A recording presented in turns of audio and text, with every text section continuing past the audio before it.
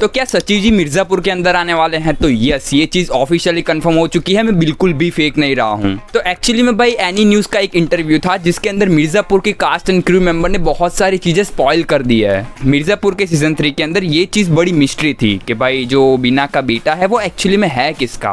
3 लोग इसके दावेदार थे। तो रशिका दुग्गल अपनी जो बीना भाभी है उन्होंने अपने इंटरव्यू में ये चीज कंफर्म की थी कि ये बेटा अखंडा त्रिपाठी का है, एक कालीन भैया और त्रिपाठी हैं, मुन्ना त्रिपाठी के अलावा लल्ला त्रिपाठी, वो मेरे बेटे हैं। अभी तो और मेरे और अखंडानंद के शायद बेटे हैं, वो नहीं पता हमें। अब मैं एकदम श्योर नहीं हूँ कि इन्होंने जो बोला है वो सच ही हो, क्योंकि इनका जो कॉन्टेक्स्ट था वो मुझे थोड़ा सा डगमगाता हुआ दिखाई दे रहा था। मुन्ना भैया को लेके भी काफी सारी चीजें पूछी गई थी, जिसके अंदर पंकज त्रिपाठी ने ये बोला था कि जो आते हैं वो जाते हैं, आना और जाना हमारे बस में है ही नहीं। अगर जो आया है वो जाएगा। हाँ, जो आया मर्जी हमारी होगी। और हमारी मतलब कालीन भैया नहीं, मिर्जापुर। और ऊपर से शरद का कैरेक्टर प्ले करने वाले अंजुमन शर्मा ने ये बोला था कि भाई सीजन 1 में भी कैरेक्टर मारे गए थे, सीजन 2 में भी कैरेक्टर मारे गए थे, तो ये मामला चलता रहेगा। इनके कॉन्टेक्स्ट पे से तो यही समझ आ रहा है कि मुन्ना भैया वापस शायद नहीं आएंगे। लेकिन भाई इन सब के बावजूद भी प्राइम वाले बाज नहीं आ रहे हैं उनकी। अगर आप स्टोरीज को फॉलो कर रहे हो तो आपको पता चल गया होगा कि मुन्ना भैया को लेके अच्छी खासी मार्केटिंग की जा रही है। अब मुन्ना भैया है या फिर नहीं, ये एकदम जोर देके पूछा गया था कास्ट मेंबर को, तब उन्होंने बोला था कि भाई 5 जुलाई को आपको पता चल जाएगा। अब इसका सवाल का जवाब तो अगर सिर्फ यही एक सवाल है तो इसका जवाब तो 5 जुलाई को ही मिलेगा। गुड्डू का प्ले करने वाले अली फजल ने ये चीज बात में कंफर्म कर दी थी कि जो पंचायत के सचिव जी है वो भाई अपने मिर्जापुर के अंदर आ रहे हैं। स्टार्टिंग के पहले दूसरे एपिसोड में ही आएंगे, ऐसा कुछ बोला था उन्होंने।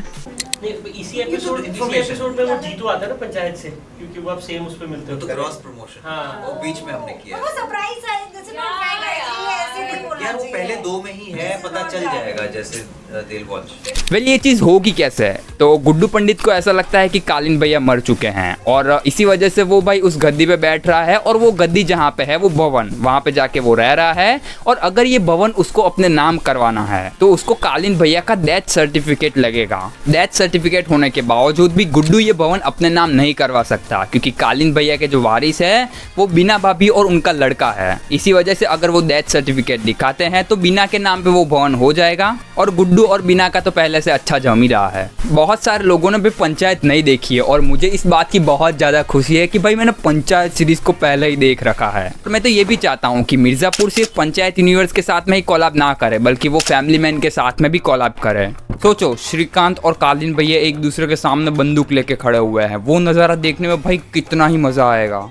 अगर आपको नहीं पता है तो मिर्जापुर के जो मेकर्स है वो एक इवेंट के दौरान ये इच्छा जाहिर करते हैं कि हमको भी भाई फैमिली मैन यूनिवर्स के साथ में कोलैब करना है, क्योंकि मिर्जापुर सीजन 3 के बाद एक स्टैंड अलोन सीरीज बन जाएगी। उसके अंदर बहुत ज़्यादा क्रिएटिव नहीं जा सकते हो आप लोग। अगर ये लोग कोलैबोरेशन करते हैं तो वो एक काफ़ी अच्छी चीज़ हो जाएगी। सीजन 4 कब आ रहा है मिर्जापुर का? तो मेकर्स ने बोला है कि भाई अच्छी चीज़ों को बनाने के लिए टाइम लगता है। अब उनके हिसाब से तो अगले 2 साल आप पकड़ के चलो। और अभी भाई पहला सीजन 3 को आने देते हैं, उसको देखते हैं कैसा बनाया है, उसके बाद में ये सारी घटनाओं को प्रेडिक्ट करेंगे। तो चलो भाई लोग आज के लिए इतना ही ज्ञान, मिलते हैं अगली वीडियो में। अगर वीडियो पसंद आया तो लाइक और HS एक्सप्लोर को सब्सक्राइब जरूर कर लेना।